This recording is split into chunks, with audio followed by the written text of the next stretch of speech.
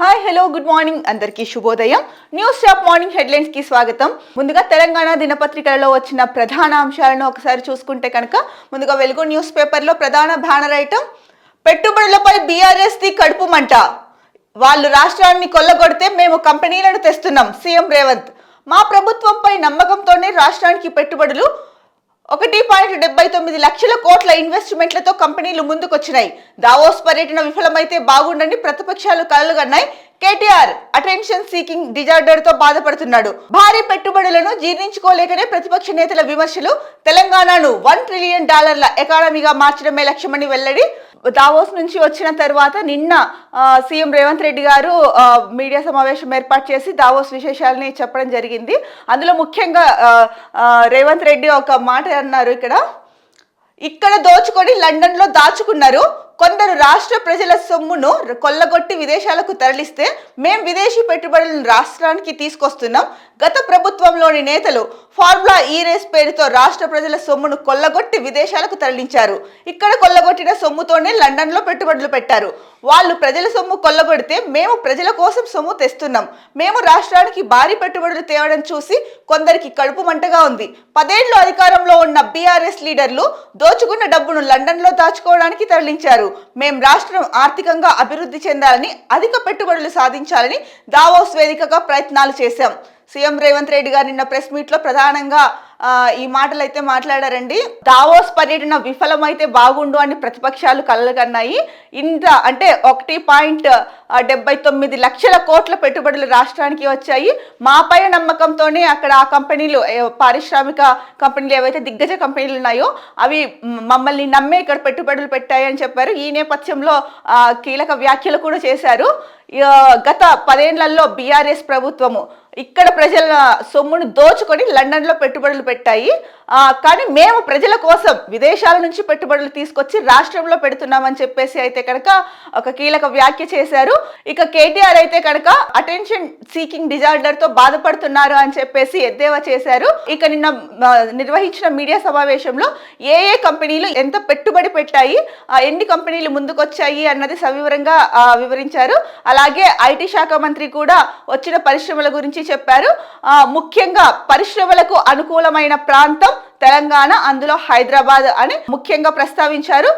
Davos లో జరిగిన విషయాల్ని మీడియాతో చర్చించారు. మీడియా అడిగిన ప్రశ్నలకు కూడా ఆన్సర్ చెప్పారు. ఈ నేపథ్యంలోనే రాష్ట్ర సీఎం రేవంత్ రెడ్డి గారు కేటీఆర్ సీకింగ్ అటెన్షన్ డిజార్డర్ తో బాధపడుతున్నారు అని చెప్పేసి చెప్పారు.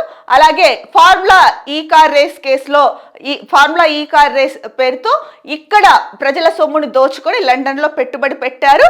మేము అక్కడ నుంచి పెట్టుబడులు తీసుకొచ్చి ప్రజల కోసం ఇక్కడ పెడుతున్నాము అని చెప్పైతే అన్నారు. ఇంకొకటి, పరిశ్రమలకు అనుకూలమైన వాతావరణం తెలంగాణలో సమృద్ధిగా ఉంది, అందులో హైదరాబాద్ ఇంకా బాగుంది హైదరాబాద్లో అని చెప్పేసి అక్కడ పారిశ్రామికవేత్తలకు వివరించడం అయితేనేమి, ప్రభుత్వం తరఫు నుంచి ఎలాంటి రాయితీలు ప్రోత్సాహకాలు అందిస్తారు అనేది అయితేనేమి, ఇవన్నీ చెప్పి వాళ్ళకి అక్కడ అంటే వాళ్ళని ఒప్పించే విధంగా మనకి ఇక్కడ ఉన్న అనుకూలతలను వారికి చెప్పడంలో సఫలమయ్యారు. అందుకే రాష్ట్రానికి 1.79 లక్షల కోట్ల పెట్టుబడులు వచ్చాయని చెప్పేసి రేవంత్ రెడ్డి గారు అయితే చెప్పడం జరిగింది. ఇక ఇంకొకటి చూసుకుంటే కనుక ఈ నేపథ్యంలో ముఖ్యమైన మాట కూడా చెప్పారు రేవంత్ రెడ్డి. తెలంగాణను $1 ట్రిలియన్ ఆర్థిక వ్యవస్థగా ఇదొక ప్రధాన స్టెప్ అన్నది కూడా చెప్పారు. సో ఏదైతే రేవంత్ రెడ్డి ముందు నుంచి చెప్తున్నారో తెలంగాణను దేశంలోను ప్రపంచంలోను అగ్రస్థానంలో నిలబెట్టాలి అని చెప్పేసి, ఆ దిశగానే ఇప్పుడు వచ్చిన పెట్టుబడులు కూడా దీంట్లో కీలక పాత్ర పోషిస్తాయి అన్న మాట అయితే చెప్పారు. ఇది దావోస్ కి సంబంధించి దావోస్ లో జరిగిన విశేషాలను ఇక్కడ మీడియా ప్రతినిధులతో నిన్న చర్చించడం జరిగింది.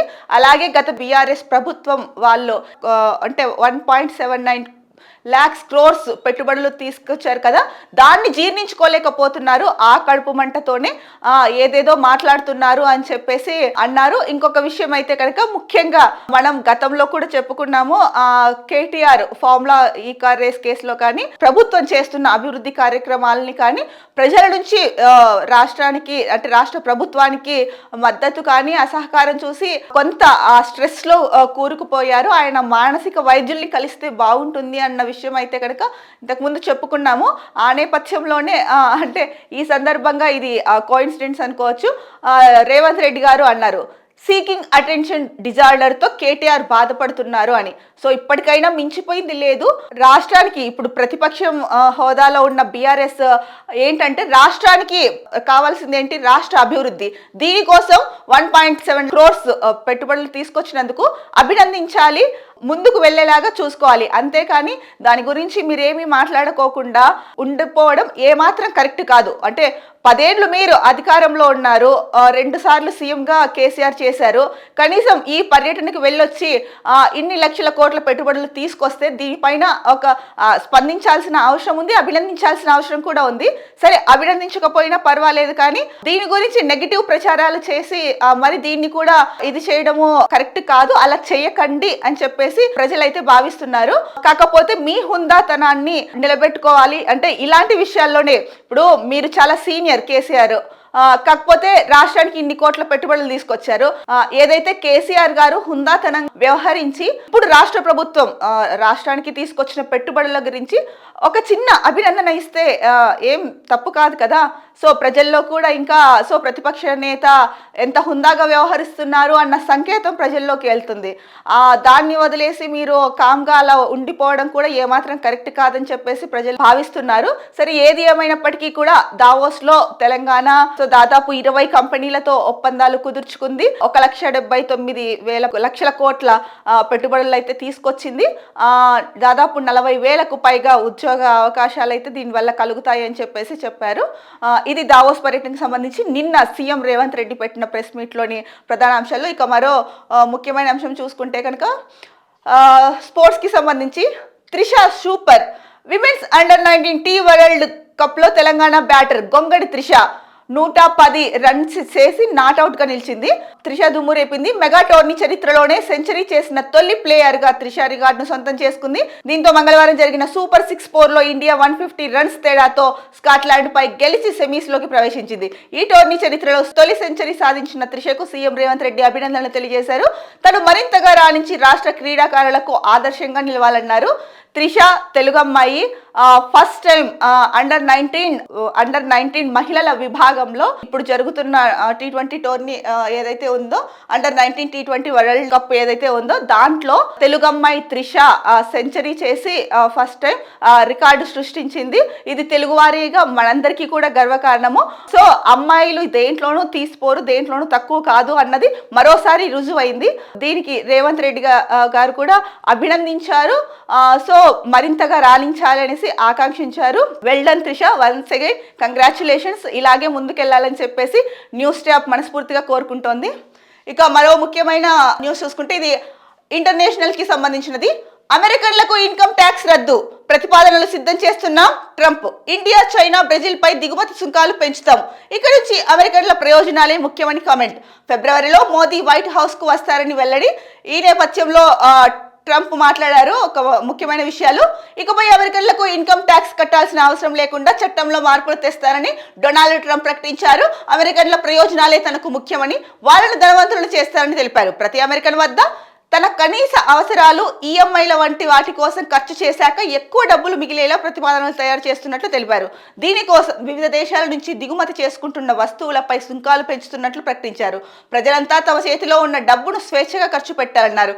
ప్రధానంగా ఇండియా, చైనా, బ్రెజిల్ పై అత్యధిక పన్నులు విధిస్తామని ప్రకటించారు. పలు దేశాలు తమపై వేసే పన్నుల కారణంగా అమెరికన్లు శ్రమదోపిడీకి గురవుతున్నారని తెలిపారు. సో ఇది ఒక రకంగా అమెరికాలో ఉంటున్న వారికి గుడ్ న్యూస్. ఎందుకంటే ఇన్కమ్ ట్యాక్స్ ని రద్దు చేస్తున్నాడు ట్రంప్ అమెరికాలో.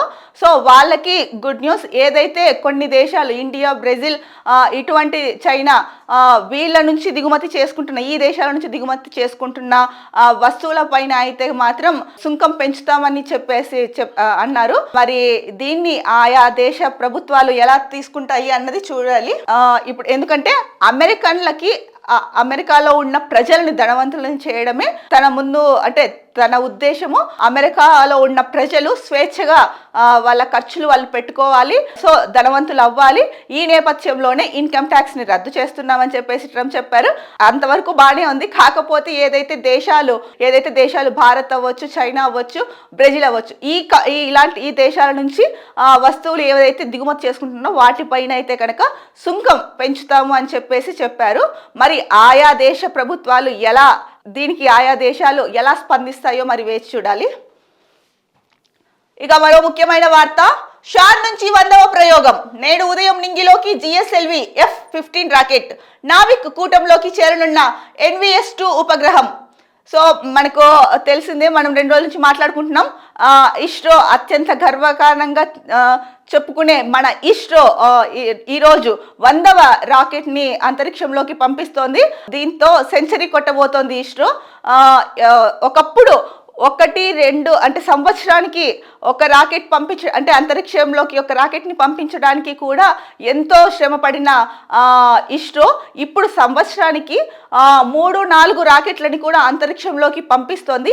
ఈ నేపథ్యంలోనే అలా అంటే ఇంతింతై వటుడింతై అన్న చందంగా ఇస్రో ఇప్పుడు అగ్రదేశాల సరసన చేరింది. 100వ రాకెట్ని ప్రతిష్టాత్మకంగా ఇవాళ 100వ రాకెట్ని నింగిలోకి పంపిస్తోంది. సో ఇది కనుక సక్సెస్ అయితే కనుక ఇక ఇస్రోకి తిరుగుండదు. ఇప్పటికే ఇస్రో అతి తక్కువ ఖర్చుతో ప్రయోగాలు చేపట్టి సక్సెస్ రేటు ఎక్కువ సాధించింది ఇస్రో. సో ఈ నేపథ్యంలో ఈ రాకెట్ విజయవంతం అవ్వాలనేసి న్యూస్ స్టాఫ్ మనస్ఫూర్తిగా కోరుకుంటుంది. అలాగే భారతీయులందరూ కూడా ఇస్రో 100వ ప్రయోగం సక్సెస్ అవ్వాలనేసి మనస్ఫూర్తిగా కోరుకుంటూ అభినందనలు తెలియజేస్తున్నారు. ఇక మరో న్యూస్ చూసుకుంటే కనుక 31 నుంచి పార్లమెంట్ బడ్జెట్ సమావేశాలు ఈ నెల 31 నుంచి ప్రారంభం కానున్నాయి. శుక్రవారం లోక్సభలో పార్లమెంట్ ఉభయ సభలను ఉద్దేశించి రాష్ట్రపతి ద్రౌపది ముర్ము ప్రసంగిస్తారు. శనివారం ఆర్థిక మంత్రి నిర్మలా సీతారామన్ సాధారణ బడ్జెట్ ను ప్రవేశపెడతారు. సో మనకు తెలిసిందే, మనము 2 రోజుల నుంచి కూడా మాట్లాడుకుంటున్నాము. బడ్జెట్ ప్రవేశపెడతారు. సో ఫిబ్రవరి 1న దాంట్లో ఏ రాష్ట్రాలకి ఎలా బడ్జెట్ని కేటాయిస్తారు, అలాగే ఏ వస్తువుల ధరలు పెరుగుతాయి, ఏ వస్తువుల ధరలు తగ్గుతాయి అని సో సామాన్య ప్రజల నుంచి ఆయా రాష్ట్ర ప్రభుత్వాల వరకు అందరూ చాలా ఉత్కంఠగా ఎదురు చూస్తున్నారు. సో 31వ తేదీ నుంచి అయితే పార్లమెంట్ సమావేశాలు మొదలవుతాయి. ముఖ్యంగా ఈ పార్లమెంట్ సమావేశాలు మొదలైనప్పటికీ కూడా అందరి చూపు బడ్జెట్ పైనే ఉంది. మరి నిర్మలా సీతారామన్ గారు ఎవరికి అంటే ఎవరి ముఖంలో సంతోషాన్ని నింపుతారు, ఎవరికి తన నిర్ణయాలు బాధ కలిగిస్తాయి అన్నది వేచి చూడాలి 1వ తేదీ వరకు. వెలుగు న్యూస్ పేపర్లో వచ్చిన ప్రధాన వార్తాంశాలను అయితే మనం చూసుకున్నాము. ఇప్పుడు ఈనాడులో వచ్చిన ప్రధాన అంశాలను ఒకసారి చూద్దాము. సో ఈనాడులో ప్రధాన వార్తాంశము, మరో 2 హైకోర్టు జడ్జీల పైన నిఘా, వారి కుటుంబ సభ్యుల వివరాలతో ప్రొఫైళ్ల రూపకల్పన, తవ్విన కొద్దీ వెలుగులోకి ఫోన్ అక్రమ ట్యాపింగ్ ముఠా వ్యవహారాలు, నిందితుడి సెల్ ఫోన్ విశ్లేషించి నివేదిక ఇచ్చిన FSL. ఫోన్ అక్రమ ట్యాపింగ్ ముఠా వ్యవహారాలు తవ్విన కొద్దీ బయటపడుతున్నాయి. త్రిపుర గవర్నర్ నల్లు ఇంద్రసేనారెడ్డి వినియోగించిన ఫోన్ను రహస్యంగా విన్నట్లు వెల్లడైన ఉదంతం మరవక ముందే తాజాగా మరొకటి వెలుగులోకి వచ్చింది. 2 హైకోర్టు జడ్జీల పైన నిఘా ఉంచినట్లు వెల్లడైంది. వీరిలో ఒక మహిళా జడ్జి ఉన్నట్లు తేలింది. వీరిద్దరికీ సంబంధించిన సమగ్ర వివరాలతో ప్రొఫైళ్లు రూపొందించినట్లు దర్యాప్తు అధికారులు తాజాగా గుర్తించారు. Telangana special intelligence branch SIB మాజీ OSD ప్రభాకర్ నేతృత్వంలోని ముఠా ఈ చర్యలకు పాల్పడిన సంగతి తెలిసిందే. ముఠాలోని ఓ కీలక నిందితుడి సెల్ ఫోన్ విశ్లేషణలో జడ్జీల ప్రొఫైళ్ల వ్యవహారం వెలుగు చూసింది. సో ఫోన్ ట్యాపింగ్ కేసులు ఎక్కువైపోయాయి. ఒకప్పుడు రాజకీయ నేతల ఫోన్ ట్యాపింగ్లు ఎక్కువగా ఉండేటివి. అది కాస్త ఇప్పుడు మొన్న చూసుకున్నాం, త్రిపుర గవర్నర్ ఇంద్రసేనారెడ్డి ఎవరైతే ఉన్నారో ఆయన కూడా ఫోన్ ట్యాపింగ్ బారిన పడ్డారు. ఇప్పుడు ఇప్పుడు మరో 2 హైకోర్టు జడ్జీల పైన కూడా ఈ ఫోన్ ట్యాపింగ్ జరిగింది.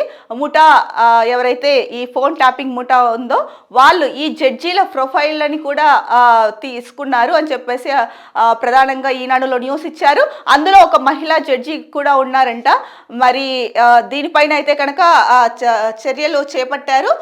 మరి ఈ ముఠా గుట్టు ఎప్పుడు రట్టు అవుతుంది అన్నది ఎదురు చూడాల్సిన విషయం. ఇక మరో వార్తాంశం చూసుకుంటే కనుక వచ్చే ఏడాది కరెంటు ఛార్జీల పెంపు ఉండదు. ERCకి సమర్పించిన ARR నివేదికలో పేర్కొన్న డిస్కంలు విద్యుత్ పంపిణీ సంస్థలకు 20,151 కోట్ల లోటు రావచ్చని అంచనా.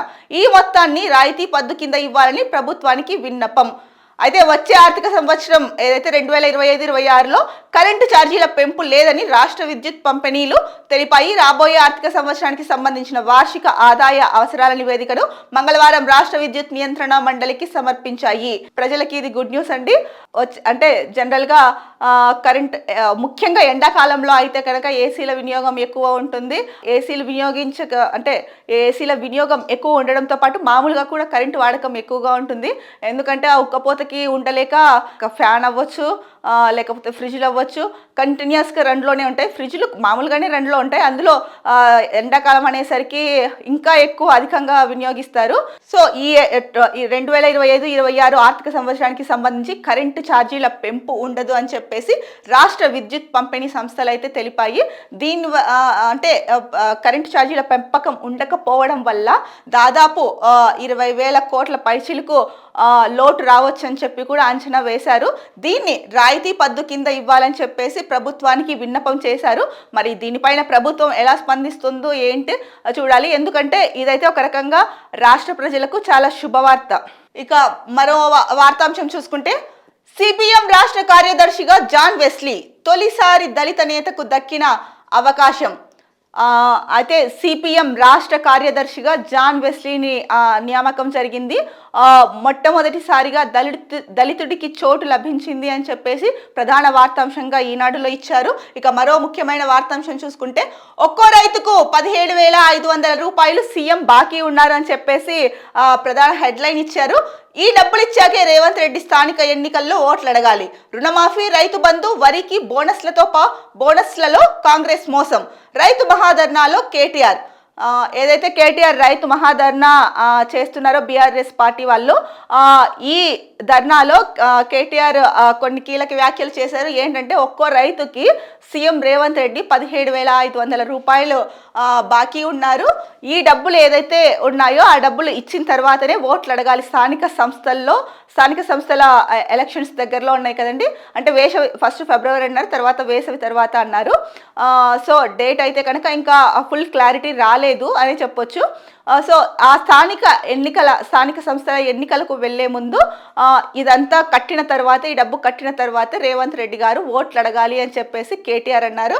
అలాగే మరో ముఖ్యమైన పాయింట్ ఏం చెప్పారంటే, రుణమాఫీ, రైతు బంధు, వరికి బోనస్లలో కాంగ్రెస్ మోసం చేసింది అన్నది కేటీఆర్ గారి ఆరోపణ. మరి కేటీఆర్ ఆరోపణలో ఎంతవరకు వాస్తవం ఉంది అన్నది కేటీఆర్కి తెలియాలి, రాష్ట్ర ప్రజలకి తెలుసు, అలాగే రాష్ట్ర రైతులకి అందరికీ కూడా బాగా తెలుసు. ఇది ఈనాడులో వచ్చిన ప్రధాన అంశాలను చూసుకున్నాం ఇంతసేపు మనము. ఇప్పుడు మరో న్యూస్ పేపర్ దిశ చూసుకుంటే కనుక, దిశలో వచ్చిన ప్రధాన వార్తాంశాలు: నాన్ వెజ్ కు గుడ్ బై, దేశంలో పెరుగుతున్న వెజిటేరియన్స్. సంపన్న కుటుంబాలు ఆ వైపే మొగ్గు, ఆరోగ్య ప్రయోజనాల కోసం. 2010 నుంచి వీగన్ డైట్ పై రెండింతలు పెరిగిన ఆసక్తి.